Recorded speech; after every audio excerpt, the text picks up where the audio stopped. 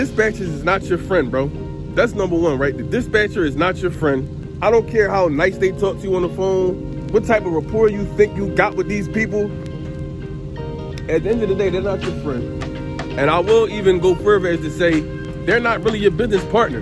When you got these certain dispatchers that if you choose to decline a load and they want to retaliate against that, that's when it's like, I don't know how much of a partnership that is, opposed to that's giving dictatorship. If you ask me, like, this man controls way more of your business than you pretty much do. Like, when I first came into this industry, prime or whatever, when people was talking like gross, net, I knew what gross and net was. But when you coming into a new industry, if you're not talking to people or, you just trying to figure it out, you might not know what you should be grossing. Before you get into this trucking world, you really gonna start thinking, yo, these dudes is bringing home like $7,000 a week. I'm there, like they bringing in that bread. How are you complaining? Now, obviously, I probably don't gotta tell you this, but I'm gonna tell you anyway. That's their gross, right? So they're grossing 8,000. When you hear numbers like 8,000, 7,000, 6,000, they're not just bringing all that home. That's not getting deposited into their bank account. It don't work like that. I gross anywhere from... God, you're father now.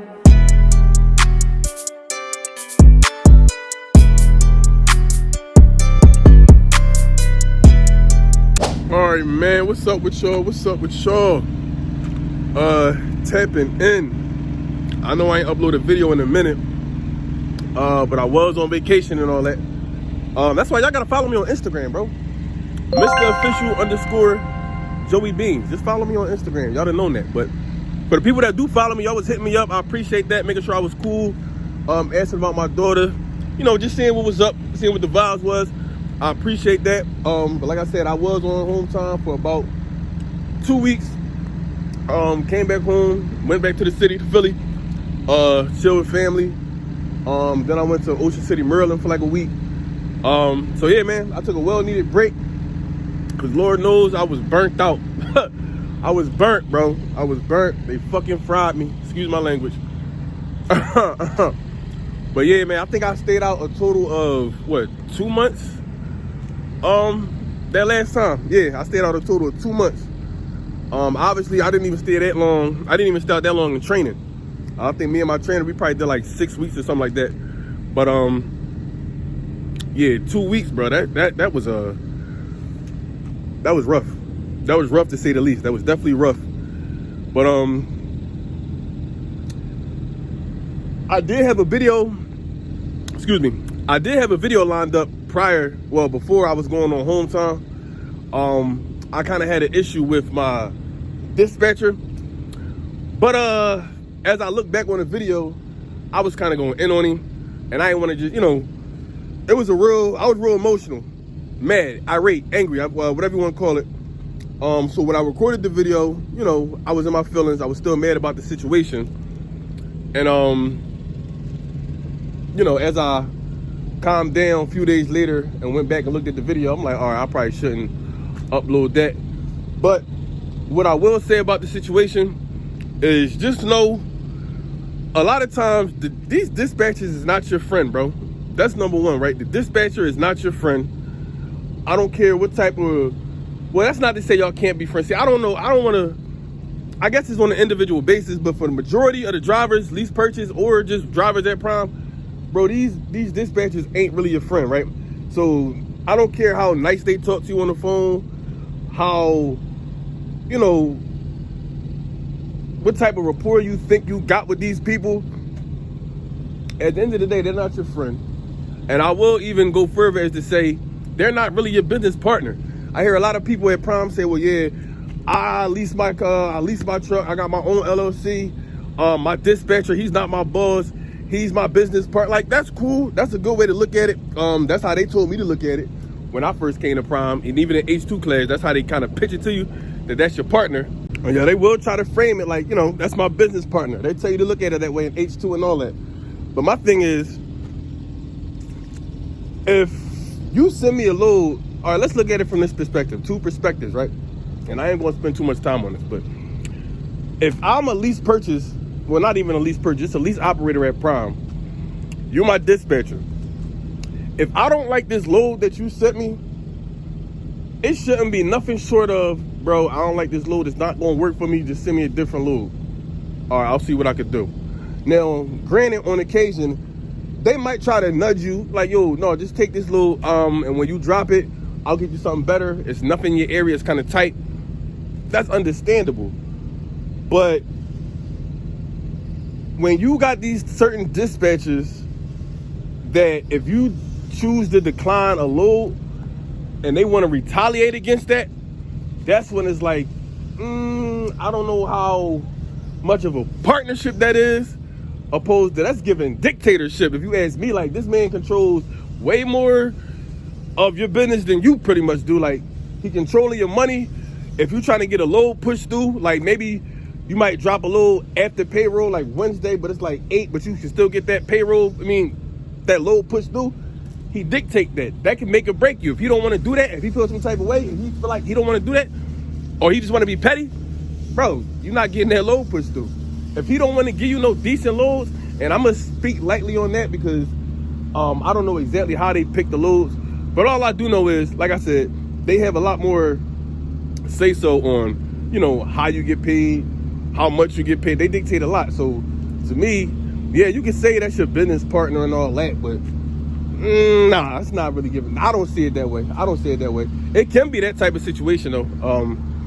But just know at the end of the day, I feel like partnership is if I own my own truck and I'm working with you, you've been dispatching me for my loads for like a month, and I decide, all right, yo, number one, I don't like the loads you get me. Send me better loads, or we're gonna have to go our separate ways. If you still don't send me better loads, I could, all right, go our separate ways. I can find a new dispatcher, and that becomes my new business partner. You feel what I'm saying? But if you're not getting me good loads, I gotta fight with you every time, it's a weird load coming through, and then I can't even get rid of you, bro. That's not really a partnership. You know what I mean? It's not a partnership. But and yeah, the first video I made was a little more intense. So I thought about it. I ain't want to put that out based off emotion. So that was gonna be the video that I put out on YouTube right before I went on vacation. So I just wouldn't have that long gap. But it is what it is. But that's part of the reason why I said I needed this break, bro. When I tell you, bro, I was so burnt out. Like, even besides the dispatcher situation, it was just like, I don't know, it was just getting to me. It was getting to me. But I can't complain though, because I know a lot of people, some people stay out, 3 weeks? I mean, not 3 weeks, 3 months, 4 months, 5 months, 6, Or I met a guy today. Shout out to, I believe your name was Joe.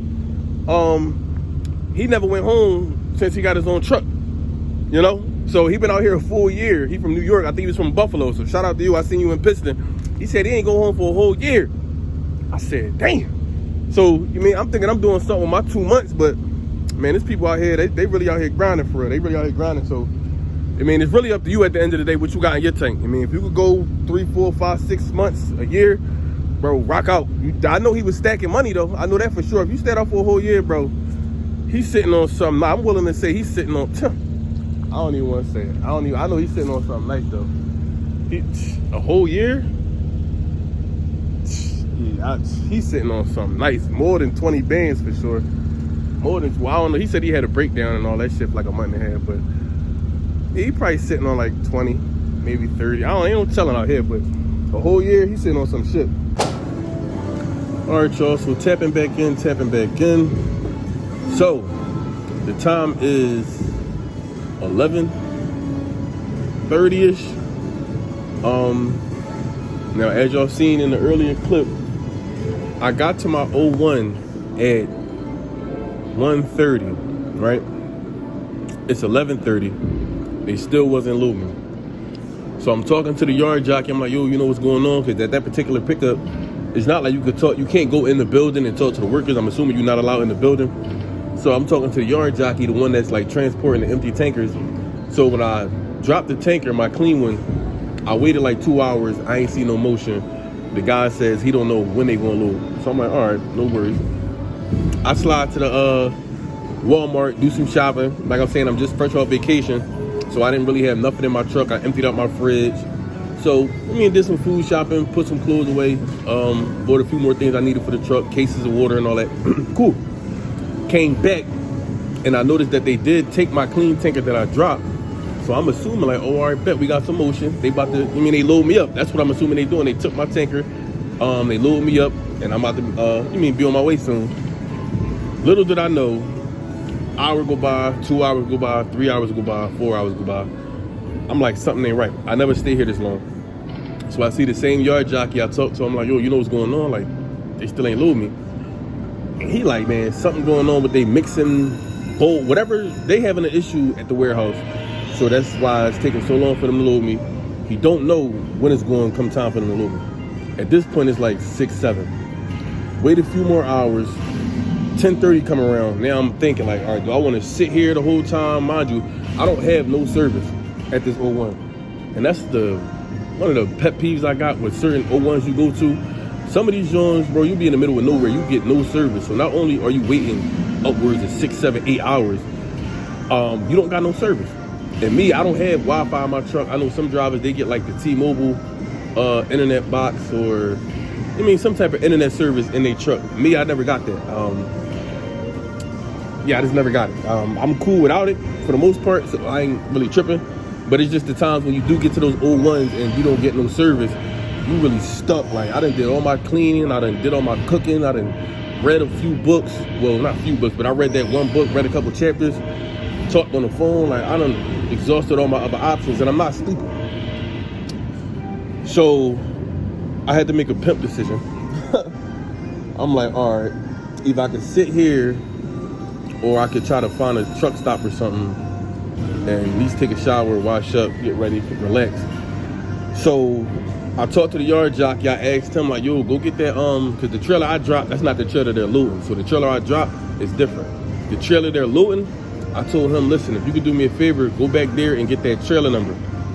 He got me the trailer number, so all I did was connect to that trailer, and I headed up the road, probably like 30 miles up the road. They got a Love's out here, and across the street, they got like a casino. So, that's my vibe. I said, I'm gonna come here, watch some TV, cool out for a little bit, and I'll probably go to sleep, lollygag. And I get there when I get there. Cause ain't no telling if they're gonna be ready, because I don't know what type of issue they having. I'm hoping they'll be ready when I get there. Best case scenario, but it get like that. It get like that sometimes. Like I said, I ain't gonna beat your heads up and nothing like that, but coming off of home time, that's a little rough. That's a little rough. You wanna come off home time, you wanna get right in the mix, right in the motion, pick up your load, drop it. Do that 2, 3, 4 times before you start running into hiccups and all that. But me, I got hit as soon as I came back out here. So, it is what it is. All right, y'all, tapping back in. So we got a little bit of motion. So I finally picked up my load from Klingerstown. I was calling it Kingerstown the first time, but I finally picked up my load from Klingerstown, PA. So what I wound up doing is, y'all seen from that last clip, there was no way I was sleeping at that shipper. So I went to the truck stop, took a shower, went to the casino, boom, got right. Woke back up around 7, got there around like 8:30ish, and my load was ready, tanker waiting for me. All I had to do was connect, pull out, boom, we was good. So that went well. So I drove for a little bit, made it down to Youngstown, Ohio, so I decided to shut it down here. So seeing as how I couldn't pick up the load for a whole nother day, I probably won't get it there till like Friday. And me, I'm probably, since I'm already gonna be in like an hour away from the terminal, not even an hour, like 45 minutes from the terminal, in Springfield, I'll probably just go to the Springfield terminal. I'm gonna talk to my dispatcher tomorrow, and I'm gonna just see. And this is what I be trying to tell y'all, like just little proactive little stuff like this. Since I just came off of home time, I couldn't drop my load by at least payroll cutoff. That kind of botched me up. So had I was able to drop my load by payroll cutoff, I wouldn't owe the truck note. But since I didn't make it by payroll cutoff, obviously I'm gonna owe a truck note. So I'm gonna call my dispatcher and I'm gonna see if they have any loads going out during the weekend. Like I said, I probably won't drop their load till Friday. Maybe Friday morning, Friday afternoon, somewhere around there. So I'll drop that load, and It's a tank. I don't have to go to the tank wash because, Prime Inc., the Springfield terminal, they got a whole tank wash right there. So I could probably just pick up a clean from there. So I'm already be in the area. Now, one or two things can happen. Either they'll have me a load that's running through the weekend. So I'll pick it up Friday, maybe Saturday morning, and I can run Saturday, Sunday, maybe drop Monday. So that's a possibility.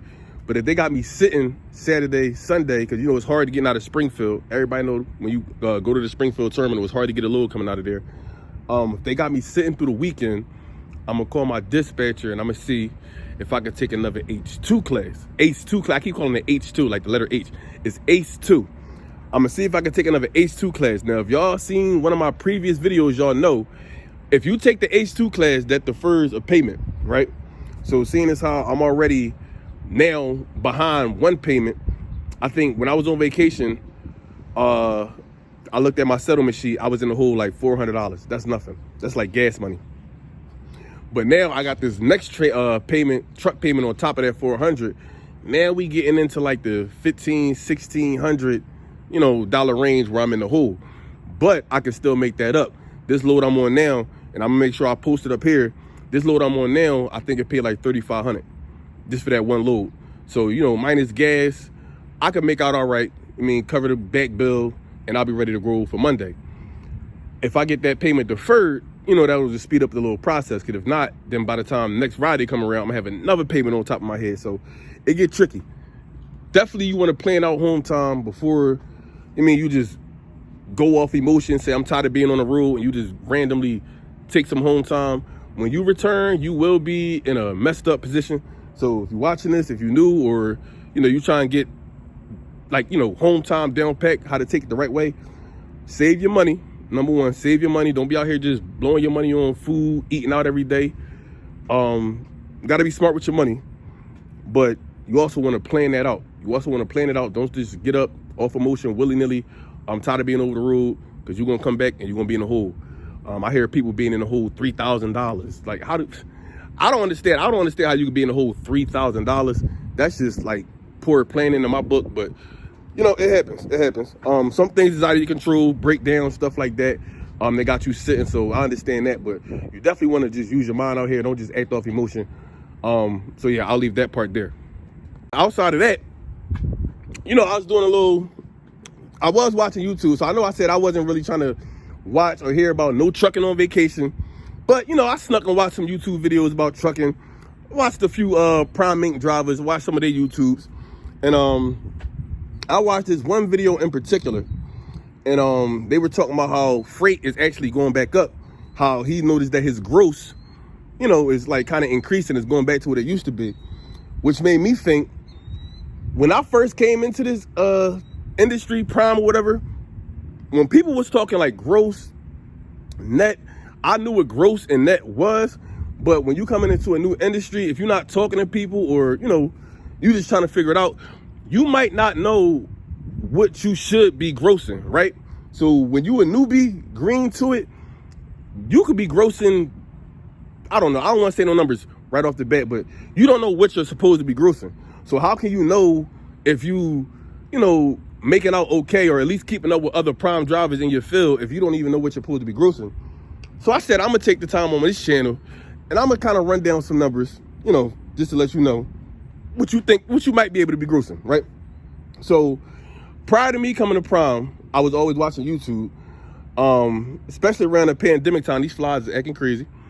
Especially around the pandemic time, I would hear drivers saying they making $7,000 a week, $8,000 a week, $6,000 a week, right? Now, before you get into this trucking world, you really gonna start thinking, yo, these dudes is bringing home like $7,000 a week. I'm there, like they bringing in that bread. How are you complaining? Now, obviously, I probably don't got to tell you this, but I'm gonna tell you anyway. That's their gross, right? So they're grossing 8,000. When you hear numbers like 8,000, 7,000, 6,000, they're not just bringing all that home. That's not getting deposited into their bank account. It don't work like that.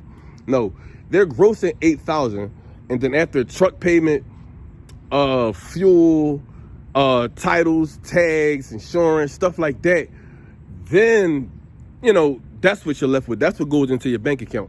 They rarely talk about that number. I might see like one person I think his name Trucker B. He break down the gross, but then he also talk about the net, what goes in his bank account. I respect that, because a lot of dudes, they'll be trying to get the views, the clickbait and all that, so they'll make it sound good, but it ain't really like that.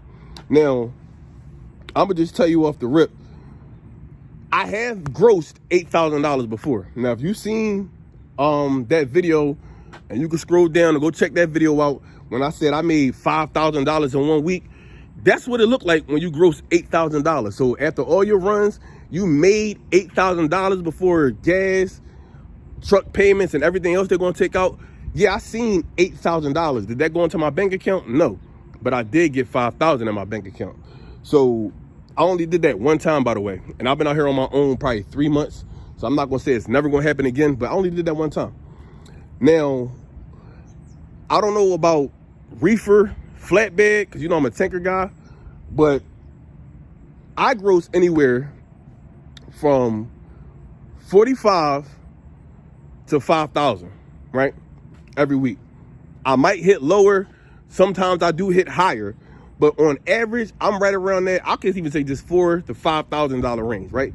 I'm grossing $4,000 to $5,000 a week. So in tanker, that's roughly what you're gonna be looking for. If you grossing like 3,000, 3,500 every week, you might be doing something wrong. And even like $4,000 is kind of low. If you can get like that 4,500, that's like the sweet spot. Anything over 4,500, now you really talking about some money for real. But you know, for me, $4,000 to $5,000 gross, that's like the normal, right? Now, when you take, let's just take the higher 5,000. Just take in mind that 5,000 truck payments coming out, gas is coming out, the little fees, but some of those fees fall off over time. Like tanker, we got to get like certain equipment, and they make you pay for that. They're not just giving that to you. So like things you need to unload your truck, certain hoses, not hoses, but they call them fittings, just certain tools that you're gonna need to be able to do the job. In the beginning, when you first get your own truck, all that's going to be on your settlement. They're taking money off for that. Those eventually will fall off. I think it totaled up to like $400, and they take like $50 out of each settlement. So eventually, those will fall off. I think I'm about done paying off all that. So right now, all I got to worry about is gas, truck payment. I think it's like tag titles, fees, certain things like that. Little minuscule stuff like $27, $15, whatever. But the main thing you can control is the gas, right? That's why when you get out here, or if you out here brand new, you're going to realize how important gas is. When you start, you're going to realize how important gas is when it comes to, when Prime Inc., they send you those fuel recommendation stops, you really want to hit them, right? Because that can make the difference. If you fill up your tank and you looking at the pump and you just put $500 in your tank, after that fuel surcharge, you might only be paying $420 because Prime has a good fuel surcharge, so we get a lot of discounts. But you're only going to get that if you pay attention to your fuel recommendations and you go to the right fuel stops. You got to know what states to get fuel in, what states to fill up in. So I'm coming from PA. I did fill up in PA, but I filled up at the terminal. So you already know when you at Prime, we get a discount every time we come to the terminal. If not, I would have just filled up my tank enough to get me out of PA. Maybe once I got to like Missouri, when prices start to go down, I might have filled up in Missouri. East St. Louis, I feel like they got the cheapest gas on my route. So you want to pay attention to stuff like that. Because if you constantly just not paying attention to where you're getting fuel at, you just fueling up anywhere, you cheating yourself. Because mind you, it's truck payment and it's also gas. So the only thing you can control out of those two is the gas. So you definitely want to make sure you can, just looking at your maps, seeing where the cheapest gas is and hitting those, fuel stops. But yeah, other than that, I just wanted to put that out there because I know when I first came out here, I was confused. I didn't know what I was supposed to be grossing. I didn't know what other drivers was grossing. So it's kind of hard to compare, your progress when you don't even know, you lost in the sauce. You don't know what's going on. So, and that's just for tanker. Like I said, flatbed, reefer, y'all might gross a little bit different. I'm not sure. I do know y'all get way more miles than us. Like I know in tanker, we average maybe like 1,800, maybe 2,000, 2,100 at the max though. But every time we drop a load, we got to go to the tank wash. No telling how long that's going to take. So you might sit a whole day. It's no telling if you want to get a load on the weekends. That's like 50-50. A lot of the times I do get a load on the weekends. A lot of times I got to sit on the weekends. So, you know, tanker is always going to be different than reefer and a flatbed, especially at prime. But I believe that's why they do give you a higher percentage. I think we get like 73% of the load, which is not a big difference. We get 73% of the load. I think flatbed, reefer, dry van, they get like 71% of the load if you're a lease operator. So, you know, I just wanted to put that information out there. But yeah, I'm about to probably take it down for the rest of the night. I will tap in with y'all in the morning when I get some more motion. I will holler at y'all.